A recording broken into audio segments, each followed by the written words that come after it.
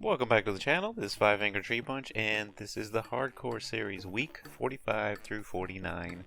Yep, did 5 weeks this time. I was only planning on doing 4 weeks, but had a little bit of hiccup, because this 5 weeks I go building the 4 kelp farms, which I had done in the SMP, but I'm doing it here on the Hardcore Series. And it does take quite a bit of time.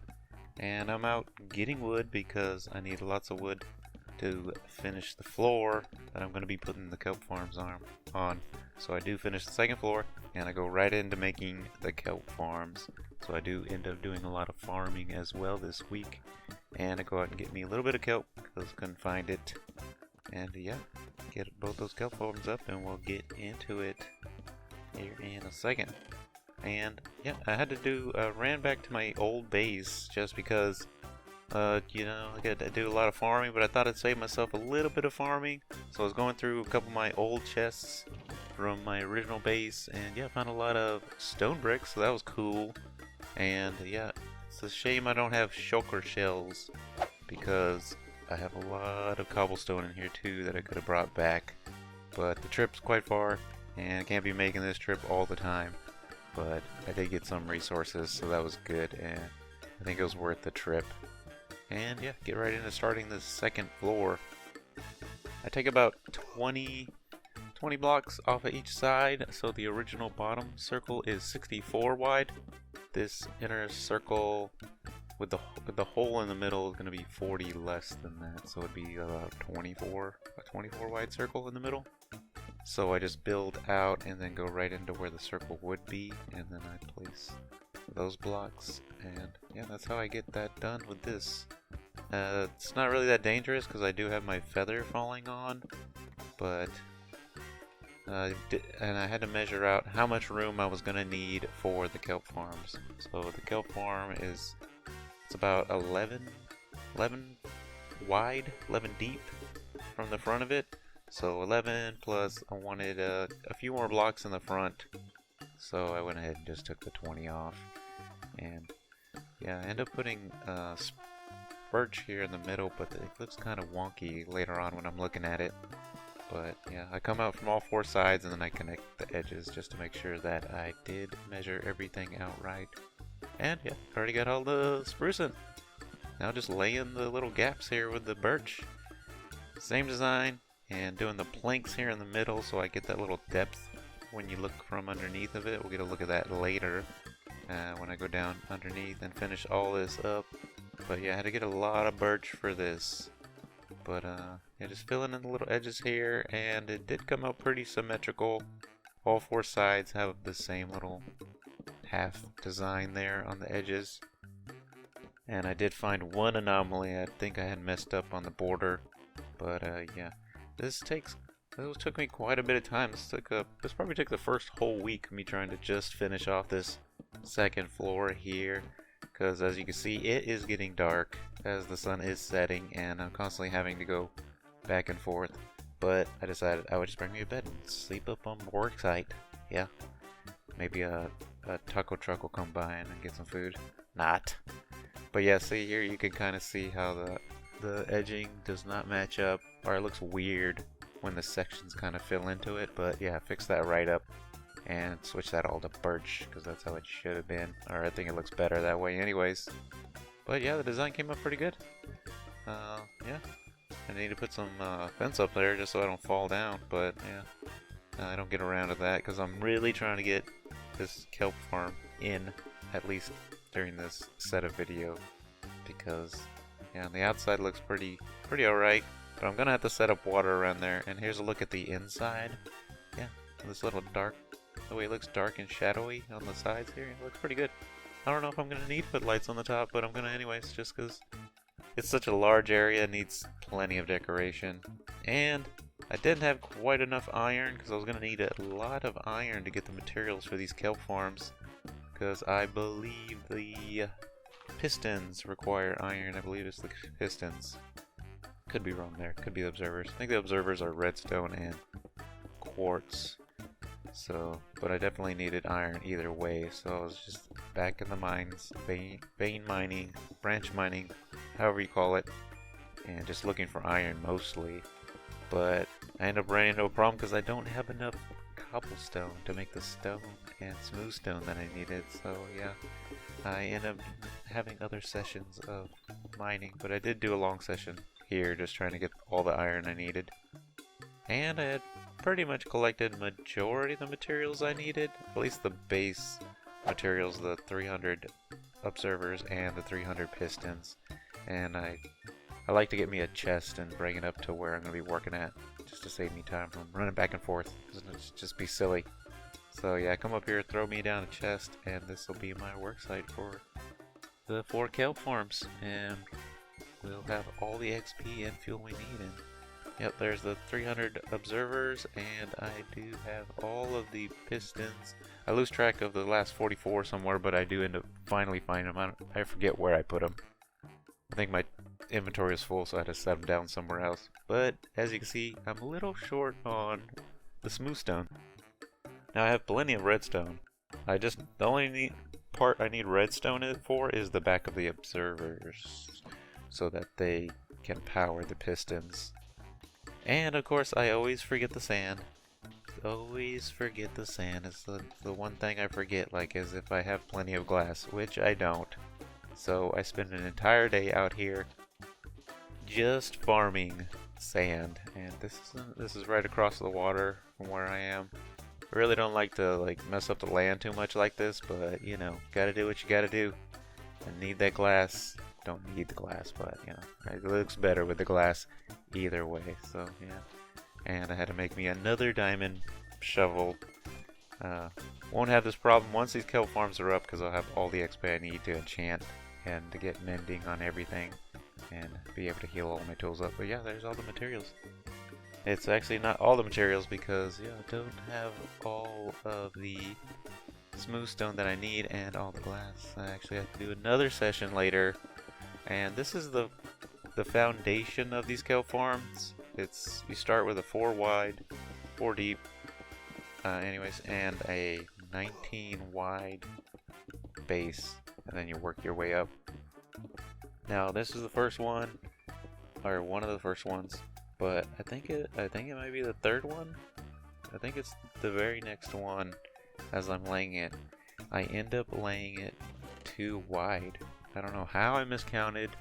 Oh, this should be a lesson to be learned when you're making large builds that take a long time. Make sure you get right from the start, otherwise you'll be totally off for the rest of it. So this one's 4 wide, and yeah, that's way too fast to count. And then I think I go slowly on the other side. So let's see, 1, 2, 3, 4, 5, 6, 7, 8, 14, 15, 16, 17, 18, 19, and yeah, that last block was 20. So I must have did the other one right, because I know only one of them was off. So yeah, this was the one that was off then. And I don't realize my mistake until I'm like halfway into the build. So it didn't end up being too bad, but it did end up setting me back a day or two of construction on these kelp farms because of that. And I had to go out and get me kelp because I could not find the kelp. I looked everywhere. I looked down in my nether base chests. I didn't go back to the old base. I wasn't going to go do that looking for kelp because there's an ocean right next to this base. So yeah, if you just go out here and smack you at the bottom of a couple of these kelps, you'll get tons of kelp. Kelp is quite plentiful. It's not plentiful when you can't find it and you're not near an ocean. And yeah, it's basically scarce outside that. But once you get to an ocean, there's more kelp than you know what to do with. And I just get back in my boat and you can just get plenty of this. I don't really need that much. I pretty much just need enough to do the first level. So maybe a stack and a half would be plenty. And as I was building, I realized I was going to run out of sand. So yeah, had to go back out. I went out a little bit further this time, further away from the base, because yeah, I just didn't want to mess up the area around the base too much. So this is just a little ways out where you start to lead out into the ocean. And yeah, it just happened to be raining that day, unfortunately, which is no bueno, because I believe the drown that spawn in the water can actually come up onto the land when it's raining. So I went ahead and torched all the area, you know, just to prevent any spawning, because the light level, I believe, is a little reduced during storms, and this is going to prevent the drown from coming up here, but at least I won't have to worry about anything spawning near me if the light level is reduced enough for that. I believe it is, not sure. But yeah, I came out here, had to get more sand, and I pretty much almost leveled out this whole little island here. And yeah, took my sand back down into my mining area, and yeah, I built me all the furnaces because I needed to do all of the smelting. So I must have had about, I don't know, 8 stacks of glass just to make sure that I was going to have enough. And I didn't have enough furnaces because I already had stuck all the cobblestone into the furnaces. So I chopped me up just a little bit more so I can make me a few more furnaces. But it takes a long time to smelt cobblestone when, you know, you're on a hardcore and, you know, you're waiting on it to make your next build. So I decided I would just make a bunch of furnaces. Really need to invest in a super smelter. I've never built one. Maybe that'll be my next project, you know. You can put down in the comments, what do you think the next big project should be?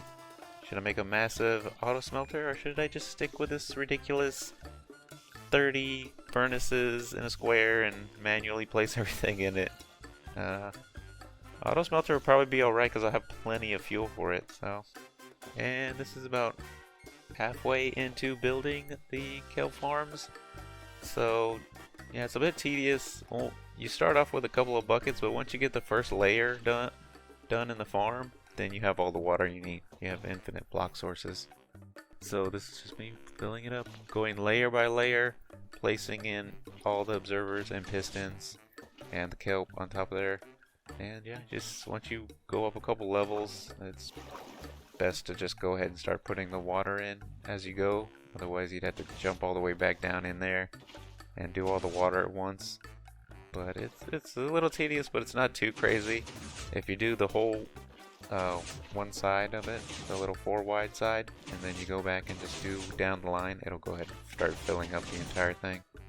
So yeah, it's not totally terrible, but it seems like they have this farm design just perfect for everything to work, because those pistons will basically make a piece of water disappear, but it has these gaps on the side where there's nothing, and I do believe they did that so that it would continue to replenish the water and you would have an infinite water source even if the pistons broke the water block.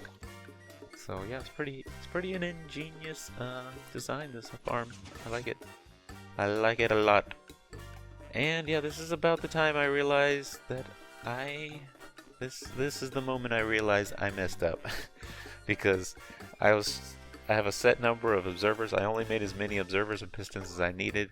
So after a while I was like, wait a minute, I'm not ending up, after I place 15 observers in there, I should have a certain number of observers and pistons left in my inventory once I had put them all in to my inventory. So yeah, this is where I realized, yeah, something's off. Either I've lost some pistons, or that was my first thought. I thought I lost some, like I had misplaced them, broke them, and they fell on the ground somewhere. But both my pistons and observers were on the same count, so I was like, that's unlikely. And yeah, this is where I realized I made this kelp farm one too wide.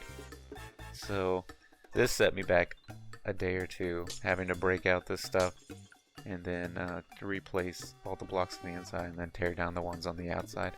It wasn't too terrible, but yeah, got it done. And this is pretty much just about the end of these kelp farms. Once you got it all filled up with water, you'll go ahead and place planks in here. Now, I forget what update it is. I'll try and figure out when they updated this, but they updated to where you can waterlog a block, like a not full block, like these planks. They don't fill the whole block area.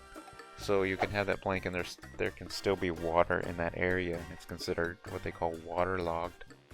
So if you go ahead and put planks on there, you can go ahead and throw water on top of that, because if you were to go ahead and put, as you'll see here in a minute, this is all part of the design of how the kelp farm works. So you'll go ahead and place those slabs down, and then you'll put water on top of that, and it allows the water to flow differently when you do it in this way that you wouldn't have been able to do it otherwise. So just get back up here and finish this up, and we'll skip right to where I have it finished. And see, now the water can run all the way across now. If you didn't have the planks in there and you just try to do this with the water underneath, it would only go out one extra block and then it would sink back into the water underneath. But when you do it this way, it allows the water to run all the way across, which pushes all the kelp to the front. So if you just line all your water up in the back side here, as I do, and I made me a ton of buckets so I wouldn't have to be running back and forth. And place your last piece of water, and yeah, all the water pushes all the way into the little canal you make in the front. And the kelp, now you go back and remove all these planks, and there'll still be water in that underneath block, but the water on top is still flowing in that weird way that you wouldn't have been able to gotten otherwise. So yeah, this is really an elaborate. It's pretty easy to set it up, but once you know how to set it up, it's really easy to set up. But it is pretty nice, tricky process the way they made it work. So yeah, but you have to do it in that way. If you try to do it the other way, it's absolutely not gonna work. So yeah, it's just a process of making this farm that you had to do to place these planks in here. But luckily I had plenty of planks, so I was able to do that. And yeah, you just go back in and break out all these planks, and you'll be totally fine. And as you can see in the background, a little bit, you can see stuff is rising up to the top. And once it gets to this top layer, it's all going to be pushed out into the front area, where I have one bucket of water on each side, which is pushing it all to the center of this farm. And yeah, it's a pretty nice. I like these farms. I've seen other setups of these farms, but I like these farms because they're kind of like centralized. Like there's a setup of this farm where you can continue like stretch it out if you want, but eventually at some point, if you stretch it out too far, it's gonna get a little too far away from your rendered area or your generated area, and it's not gonna. Parts of it are gonna stop functioning once it gets too far away from you. So yeah, and then you just place in your kelp here. For some reason they made it to where kelp can be placed on almost any block as long as there's water. So it looks a little silly, but it does work.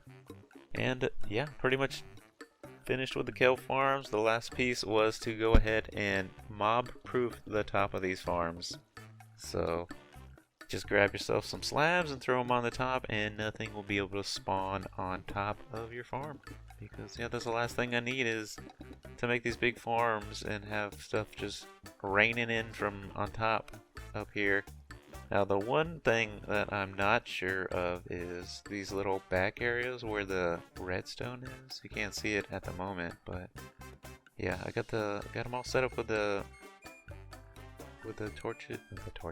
the smokers. This server does not have the tick speed bumped up, and I'm not on a server. I'm on my own.